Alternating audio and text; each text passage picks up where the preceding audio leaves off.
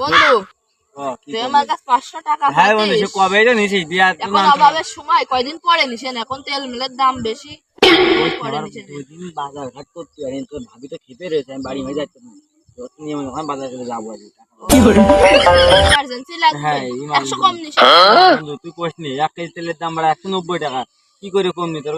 দে তুই পরে 1000 টাকা পয়সা থাকলে 1000 করে নিছেন, দে দে দাঁড়া, সব একবারে দেয়া যাবে না তো, পাগলের টাকা কি অন্য কি? 1 2 3 4। আরে বাড়া, সে সিরাকান তো ইন্দু পকেটে, সিরাকান কি আর 100 দিবি না? হ্যাঁ আর 100 দিস। এত বড় হয়তো সিরাকান মাস করে দি, এই নে মাফ করে দিলি, যা তুই যা দিলি মনে কিছু করিনি। কি রে বন্ধু, টাকাটা কি খুবই প্রয়োজন? খুবই প্রয়োজন বন্ধু, আমার এই বাড়া বরে এই কেন খাবে বন্ধু? তো টাকা না, টাকা ছাড়া কি করে বন্ধু? টাকা পাতিস লিখে নে, আর কি আর আছে না, বুঝতে পারছিস না তুই বন্ধু আমার বাড়ির কি অবস্থা বন্ধু? তোর দেখি আমার মনেও চায় না, 200 টাকা নিয়ে যা, 300 পরে নিচে নে বন্ধু 500 টাকায় মোট লাগবে, তোর আমি কি করে কি বুঝোই?